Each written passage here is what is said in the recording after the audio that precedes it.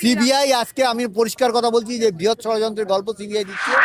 ভিকটিমের সঙ্গে শেষ যেই ডাক্তাররা চারজন ছিল, অর্ক সেন, গোলাম আজম, সৌমিত্র রায় এবং শুভদীপ সিংহ মহাপাত্র, তাদেরকে কেন কাস্টডিতে নেওয়া হয়নি? কেন যখন একটা মার্ডার কেসেতে আননোন কেউ থাকে, আননোন অ্যাকিউজ থাকে, তখন লাস্ট সিন থিওরি অনুযায়ী যারা থাকে তাদের কাস্টোডিয়াল ইন্টারোগেশনের প্রয়োজন। পলিগ্রাফ টেস্ট ফেল করা সত্ত্বেও তাকে কোনো কাস্টোডিয়াল ইন্টারোগেশন করনি। আবার যারা পলিগ্রাফ টেস্টে পাস করে গেছে তাদের তুমি কাস্টোডিয়াল ইন্টারোগেশন করবে না। প্রথম থেকে এই কথা বলে আসছে। Polygraph test Anup Dutta fail করেছে, তারপরেও অনুপ দত্তকে কাস্টডিতে নেওয়া হয়নি। সেই বক্তব্যগুলো আমরা কোর্টে তুলে ধরেছি। সহায়তা করছেই না, উল্টে আরো আমাদের যাতে আমাদের প্রবলেমে ফেলতে পারে সেই চেষ্টা করছে। এই যে এই সীমা পাউজা হাতটা উন্নত তদন্ত করেছে, সেখানে যে তদন্ত করেছে ফ্যামিলিগুলোকে পুরো বরবাদ করে দিয়েছে। আমাদের মেইন আবেদন ছিল যে অনুপ দত্ত যে ফেল করেছে পলিগ্রাফ টেস্টে তাকে গ্রেপ্তার করার জন্য আমরা আপিল করেছি। এবং চারজন, যেখানে তুমি পলিগ্রাফ টেস্ট ফেল করা সত্ত্বেও তাকে কোনো কাস্টোডিয়াল ইন্টারোগেশন করনি। আবার যারা পলিগ্রাফ টেস্টে পাস করে গেছে তাদের তুমি কাস্টোডিয়াল ইন্টারোগেশন করবে না। প্রথম থেকে এই কথা বলে আসছে। আজকে বলছে না অনেক দিন হয়ে গেছে, একজনকে আমরা কনভিক্ট করে দিয়েছি, নানান রকম উল্টো পাল্টা কথা। সিবিআই কোনো যে সাবমিশন দিয়েছে প্রকৃত সাবমিশন দেয়নি। সিবিআই মূল চাইছে যে যেন আমাদের যে গ্রেপ্তারির কথা বলছি সেটা যেন না, আর কিছুই নেই। সিবিআই আজকে আমি পরিষ্কার কথা বলছি যে বৃহৎ ষড়যন্ত্রের গল্প সিবিআই দিচ্ছে। সেই বৃহত্তর ষড়যন্ত্রের সঙ্গে সিবিআই সম্পূর্ণভাবে যুক্ত। আমাদের কাছে তথ্য প্রমাণ আছে। পরবর্তীকালে আমরা সিবিআইয়ের বিরুদ্ধে আদালতে যাব। হ্যাঁ যাবো, অবশ্যই যাবো। না না, সহায়তা করছেই না, উল্টে আরো আমাদের যাতে আমাদের প্রবলেমে ফেলতে পারে সেই চেষ্টা করছে। এই যে এই সীমা পাউজা হাতটা উন্নত তদন্ত করেছে, সেখানে যে তদন্ত করেছে ফ্যামিলিগুলোকে পুরো বরবাদ করে দিয়েছে। এখন তো আমরা সমস্ত কিছু বিষয় জানি, প্রথম অবস্থায় জানতাম না। হাতরাসে উন্নাদ ঘটনা কয়েকদিন আগে দেখলেন আপনারা। হাতরাসের ঘটনা তো পুরো ফ্যামিলিকে একদম ঘরবন্দি করে দিয়েছে, একটা জেনারেশন পুরো নষ্ট করে দিয়েছে। তারা ঘরের বাইরে স্কুলে যেতে পারে না। সিবিআই বিরুদ্ধে আমরা দরকার প্রয়োজনে আদালতে যাব। আমরা আজকে যে সাবমিশন করেছিলাম, আমরা মূলত কোর্টেতে একটা অ্যাপ্লিকেশন দিয়েছিলাম। যেই অ্যাপ্লিকেশনের প্রধান কারণটা হচ্ছে, এই কোর্টেতে আমরা স্ট্যাটাস রিপোর্ট কলফার করেছিলাম।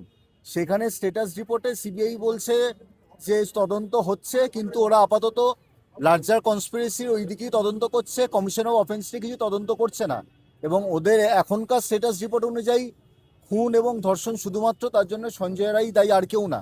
আমরা অনারেবল সুপ্রিম কোর্টে ওনারা যেই স্ট্যাটাস রিপোর্টগুলো দিয়েছিলেন সেই সময়, সেইগুলো কলফর করিস। এবং সেই স্ট্যাটাস রিপোর্টগুলো যখন আমাদের হাতে আসে, তখন দেখতে পাই তখনকার সিবিআই যেই রিপোর্ট দিচ্ছিল এবং বর্তমানে যে রিপোর্ট দিয়েছে সেগুলোর মধ্যে আকাশ পাতাল তফাৎ। এবং সেই সিবিআই যেই রিপোর্টগুলো দিয়েছিল, ওখান থেকে আমরা যেই তথ্য পেয়েছি, সেই তথ্যের ওপর বেস করে আমরা এই কোর্টেতে যেই প্রেয়ারগুলো রেখেছিলাম, আমরা কতজনের কাস্টোডিয়াল ইন্টারোগেশন বা গ্রেপ্তার চেয়েছিলাম। যাদের প্রথম হচ্ছে গিয়ে অনুপ দত্ত, এএসআই অনুপ দত্ত, যার আন্ডারে সঞ্জয় রায় ছিল এবং যার কথা অনুযায়ী সঞ্জয় রায় কাজ করত। এবং সিবিআই এর স্ট্যাটাস রিপোর্ট অনুযায়ী এই অনুপ দত্তকে যখন জিজ্ঞাসা করা হয়েছিল যে সঞ্জয় রায়ের ঘটনাটা ঘটানোর আগে এবং পরে আপনার সাথে কোনো সঞ্জয় রায়ের সাথে কথা হয়েছিল বা কিছু কিনা, তখন যেই উত্তর অনুপ দত্ত দিয়েছিল সেই উত্তরে পলিগ্রাফ টেস্ট ক্লিয়ার করেনি। তার মানে Anup Dutta is one of the prime suspect এবং অ্যাকিউজড। এটা সিবিআই এর রিপোর্ট ছিল অনারেবল সুপ্রিম কোর্টে। এই পলিগ্রাফ টেস্ট ফেল করার পরেও অনুপ দত্তকে কেন কাস্টডি নেওয়া হয়নি সেটা নিয়ে ছিল আমাদের আবেদন। দ্বিতীয় আবেদন ছিল হচ্ছে, ভিকটিমের সঙ্গে শেষ যেই ডাক্তাররা চারজন ছিল, অর্ক সেন, গোলাম আজম, সৌমিত্র রায় এবং শুভদীপ সিংহ মহাপাত্র, তাদেরকে কেন কাস্টডিতে নেওয়া হয়নি? কেন যখন একটা মার্ডার কেসেতে আননোন কেউ থাকে, আননোন অ্যাকিউজ থাকে, তখন লাস্ট সিন থিওরি অনুযায়ী যারা থাকে তাদের কাস্টোডিয়াল ইন্টারোগেশনের প্রয়োজন। এইখানে সিবিআই এর বক্তব্য তারা পলিগ্রাফ টেস্ট ক্লিয়ার করেছে। তাহলে সিবিআই এর নিজেদের বক্তব্যই দুরকম পার্ট রয়েছে। একবার বলছে পলিগ্রাফ টেস্ট ক্লিয়ার করেছে বলেই এই গোলাম আজম, অর্ক সেনদের আমরা ছেড়ে দিয়েছি। আবার এদিকে polygraph test Anup Dutta fail করেছে, তারপরেও অনুপ দত্তকে কাস্টডিতে নেওয়া হয়নি। সেই বক্তব্যগুলো আমরা কোর্টে তুলে ধরেছি।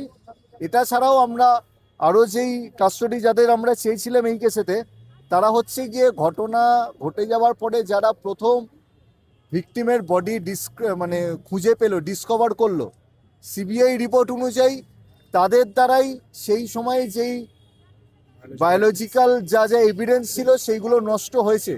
তাহলে তারা যখন বলছে যে যাদের দ্বারা এগুলো নষ্ট হয়েছে তারা প্রথম বডিটা পেয়েছিল, যেখানে কয়েকটি ডাক্তারের নাম আসছে, তাদেরকে সিবিআই সেই তথ্য যেটা আছে সেই তথ্যটা যে নষ্ট হয়েছে সেই জন্যে মানে এভিডেন্স ট্যাম্পারের জন্য তাদেরকে অ্যারেস্ট কেন করলো না, সেটা নিয়েও আমাদের আবেদন ছিল।